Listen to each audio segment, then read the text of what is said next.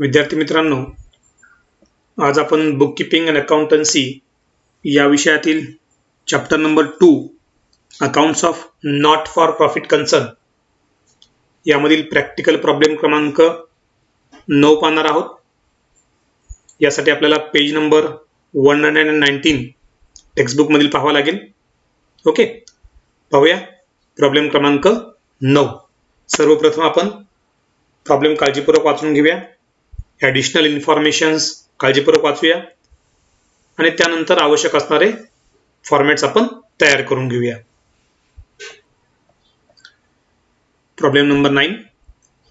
Given below is receipt and payment accounts of Vithai Mahila Mandal Pandharpur for the year ending 31st March 2018.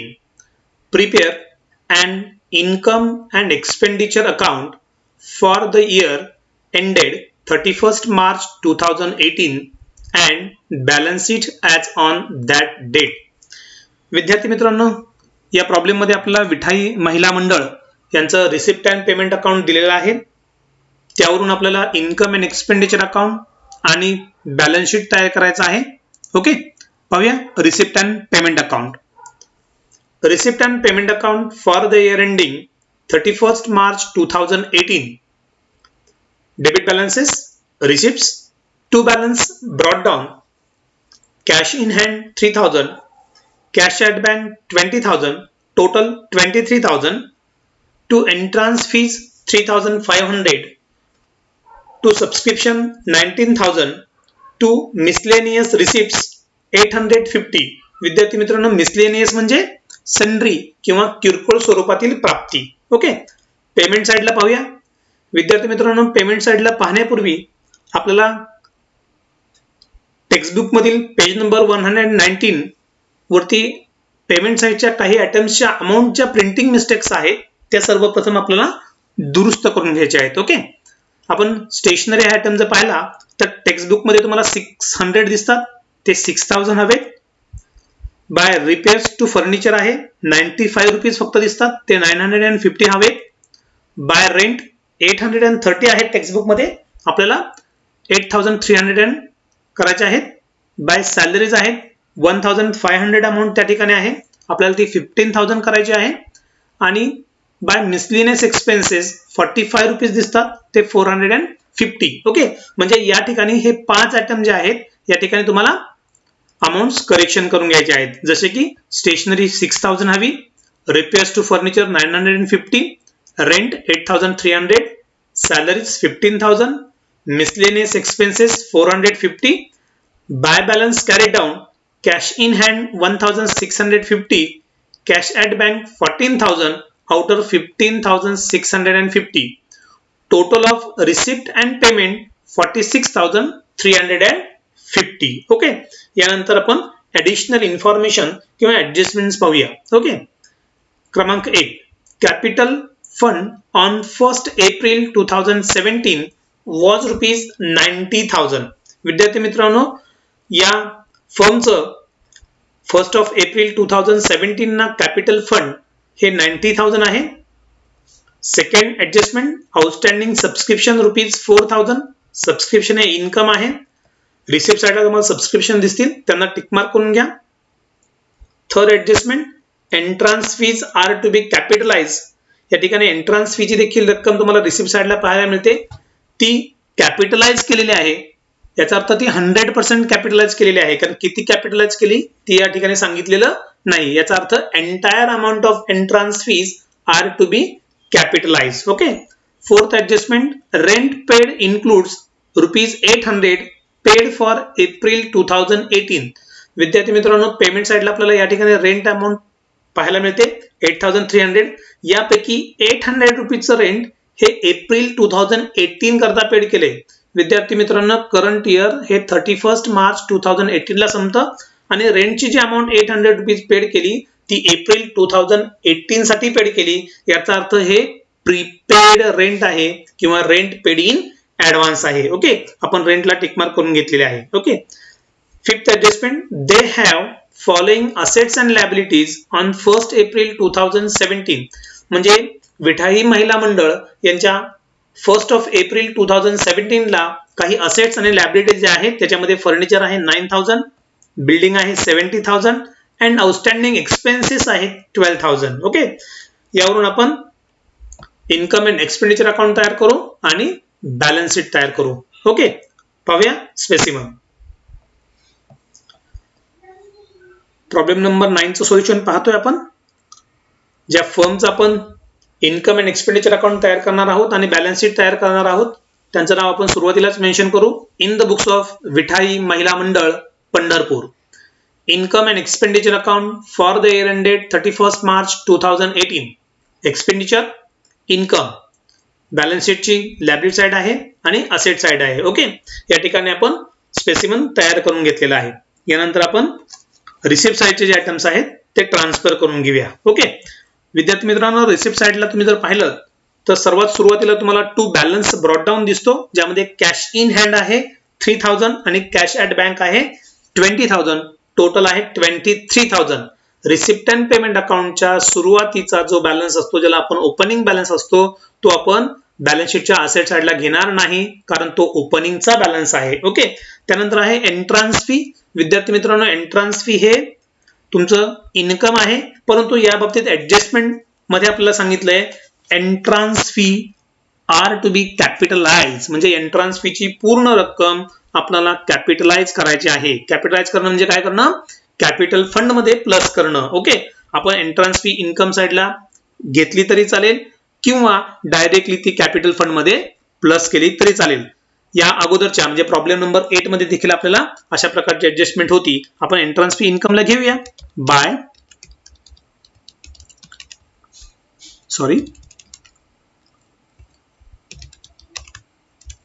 Entrance fees 3,500. Okay, next item आहे subscription by subscriptions. इनरला amount घेऊया 19,000. Next item आहे miscellaneous receipts, तो देखील इन्कमच आहे. Subscription नंतर आपण जागा सोडूया bye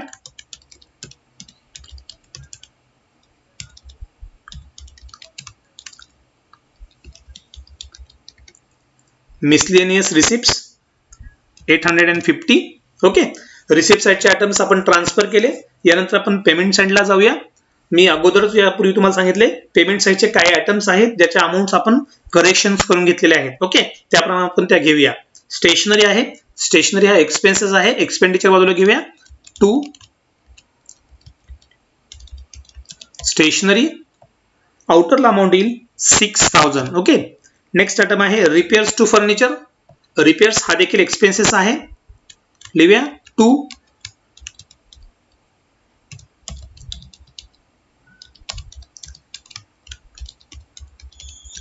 repairs to furniture 950. Next item आहे रेंट. विद्यार्थी मित्रांनो, रेंटला ऍडजस्टमेंट आहे त्यामुळे आपण इनर घेऊया. एक्सपेंडिचर बाजूला 2 रेंट अमाउंट आहे 8,300. ओके, नेक्स्ट आयटम आहे सॅलरीज. सॅलरीज हा देखील एक्सपेंडिचरला जाईल कारण तो खर्च आहे. 2 सॅलरीज, आउटरला अमाउंट येतील 15,000. नेक्स्ट आहे मिसलेनियस एक्सपेन्सेस, हा देखील खर्चच आहे, एक्सपेंडिचरला येईल 2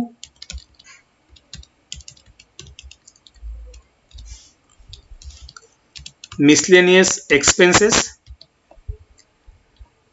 आउटरला अमाउंट येईल 450. And then by balance carry down. Receipt and payment अकाउंटचे क्लोजिंगचे बॅलन्स ज्याच्यामध्ये आपल्याला कॅश इन हँड 1,650 दिलेले आहे आणि cash at bank 14,000. Receipt and payment अकाउंटचे क्लोजिंगचे कॅश इन हँड आणि कॅश ॲट चे बॅलन्स आपण बॅलन्स शीटच्या असेट साइडला घेतो. ओके, कॅश इन हँड, आउटरला अमाउंट येईल 1,650 आणि नेक्स्ट आयटम आहे cash at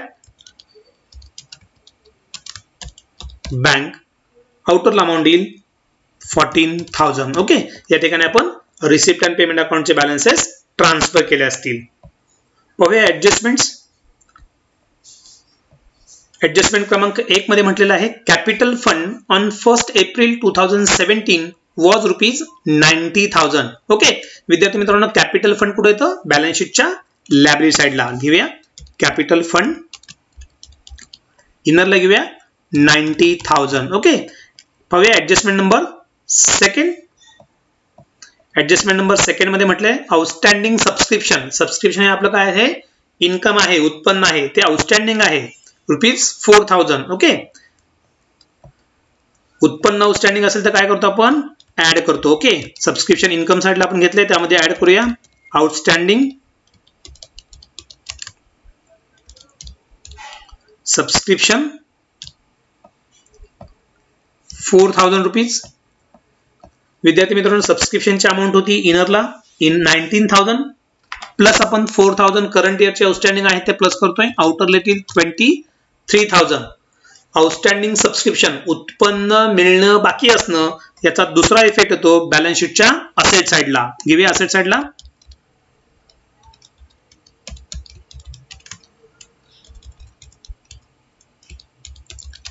outstanding subscription 4,000. Okay पाहूया ऍडजस्टमेंट क्रमांक 3. Entrance fees are to be capitalize. म्हणजे एंट्रान्स फीची रक्कम आपल्याला दिसते 3,500 काय केलेले आहे? कॅपिटलाइज केलेले आहे. ओके विद्यार्थी मित्रांनो, आपण एंट्रान्स फी हे इन्कम बाजूला घेतलेले आहे. आता एंट्रान्स फीची संपूर्ण रक्कम म्हणजे entire amount of entrance fees are to be capitalize म्हणजे पूर्णपणे कॅपिटलाइज केली म्हणून आपण लेस करू. लेस 100%. आता 100% का घेतलं मी? कारण त्यांनी काही सांगितलेलं नाही. याचा अर्थ एंटायर म्हणजे पूर्ण 100% कॅपिटलाइज. किती आहे? 3,500. ओके विद्यार्थी मित्रांनो, 3,500 मधून आपण 3,500 मायनस केल्यानंतर आउटरला अमाउंट येईल का? नाही, नील. ओके आता कॅपिटलाइज केलेले एंट्रान्स फी याचा दुसरा इफेक्ट कुठे असतो? बॅलन्स शीटच्या लायबिलिटी साइडला. कॅपिटल फंड मध्ये आपण काय करतो? ऍड म्हणूया. Add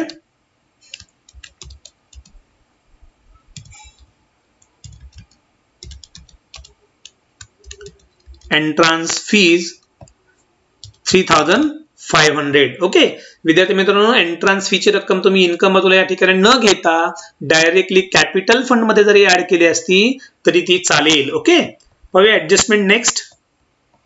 adjustment number 4. Rent paid includes ₹800 paid for April 2018. Okay payment साइडला आपण रेंट नावाचा जर आयटम पाहिला तर अमाऊंट आहे 8,300 पैकी ₹800 रेंट हे नेक्स्ट इयरच्या मंथचे म्हणजे एप्रिल 2018 चे पेड केलेले आहेत. ओके म्हणजे रेंट पेड इन ऍडव्हान्स आहे. ओके ऍडव्हान्स मध्ये जर पेड केलं असेल तर आपण काय करतो? लेस करतो. लेस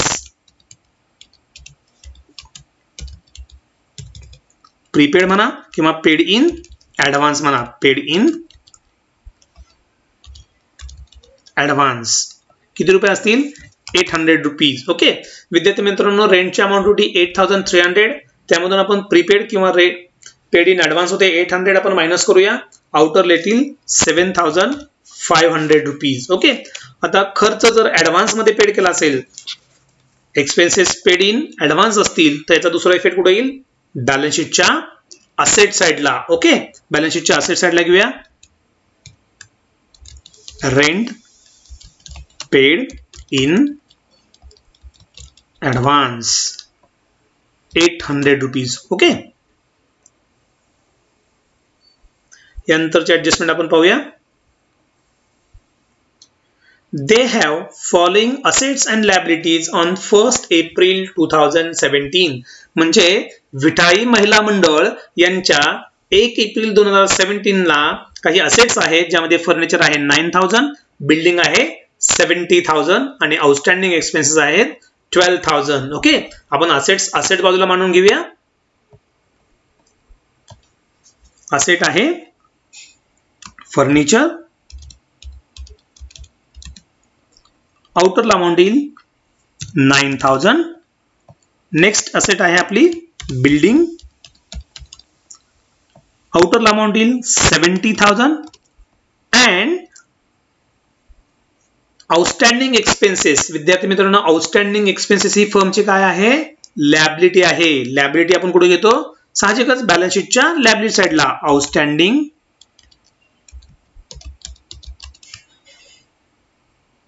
एक्सपेन्सेस म्हणजे हा मागील वर्षाचा खर्च जो आउटस्टँडिंग होता तो अजूनही आउटस्टँडिंग आहे, म्हणून आपण बॅलन्स शीटच्या लॅबिलिटी साइडला घेणार 12,000. ओके विद्यार्थी मित्रांनो, या ठिकाणी आपण रिसिप्ट अँड पेमेंट अकाउंटचे बॅलन्सेस ट्रान्सफर केले, त्यानंतर ऍडजस्टमेंटचे इफेक्ट दिले.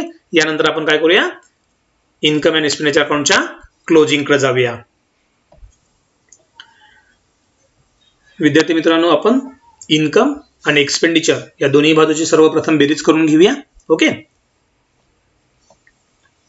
या ठिकाणी आपण एक्सपेंडिचर साइडची टोटल केल्यानंतर लक्षात येईल आपल्या ते आहे 29,900 आणि इन्कम साठी टोटल केली तर ती आहे 23,850 रुपीज. ओके म्हणजे यापूर्वीच्या 8 उदाहरणांमध्ये आपण पाहिलं असेल तर प्रत्येक वेळी इन्कम बाजूची टोटल जास्त येत होती. आज मात्र एक्झाम्पल नंबर 9 मध्ये आपली एक्सपेंडिचर साइडची टोटल आपल्याला जास्त पाहायला मिळते. ती आहे 29,900 जे आपण दोन्ही बाजूला मेन्शन करूया. दोन्ही बाजूला मेन्शन करूया 29,900. ओके विद्यार्थी मित्रांनो, एक्सपेंडिचर हे जास्त आहेत इन्कम पेक्षा, तेव्हा फर्मला डेफिसिट होतो. म्हणजे डेफिसिट म्हणजे तूट. खर्च हा उत्पन्नापेक्षा अधिक आहे, म्हणजे जे उत्तर मिळेल त्याला आपण म्हणू डेफिसिट बाय डेफिसिट. डेफिसिट म्हणजे काय? Excess of expenditure over income, म्हणजे खर्चाचं उत्पन्नावरती असणारं आधिक्य. ओके 29,900 मायनस 23,850 केल्यानंतर जे उत्तर मिळेल ते असेल 6,050 रुपीज. हा काय आपला डेफिसिट. ओके विद्यार्थी मित्रांनो, आपण सरप्लस काय करत होतो? सरप्लस हा कॅपिटल फंड मध्ये प्लस करत होतो, पण हा डेफिसिट आपण काय करणार? कॅपिटल फंड मधून मायनस करणार. जसं की आपण पार्टनरशिप फर्मचं फायनल अकाउंट पाहत होतो तेव्हा नेट प्रॉफिट हा पार्टनरच्या कॅपिटल मध्ये आपण ऍड करत होतो आणि नेट लॉस हा पार्टनरच्या कॅपिटल मधून लेस करत होतो. तशाच पद्धतीनं डेफिसिट सुद्धा पार्टनर्स या ठिकाणी फर्मच्या कॅपिटल फंड मधून आपण काय करणार? मायनस करणार. ओके लिहूया आपण मग लायबिलिटी साइडला कॅपिटल फंड मधून लेस करूया. लेस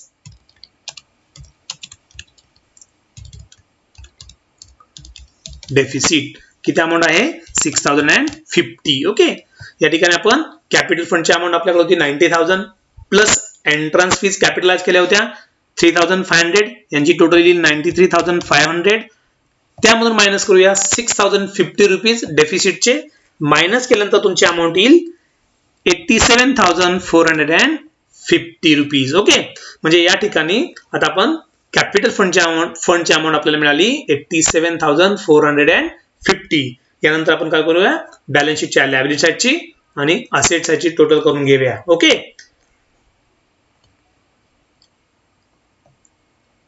विद्यार्थी मित्रांनो, बॅलन्स शीटच्या लायबिलिटी साइडची टोटल येते 99,450 रुपीज आणि सेम अमाऊंट आपल्याला बॅलन्स शीटच्या असेट साइडची देखील पाहायला मिळेल 99,450. ओके विद्यार्थी मित्रांनो, नक्कीच आपणा सर्वांना ही उदाहरणं समजली असतील. ओके थँक्यू, धन्यवाद.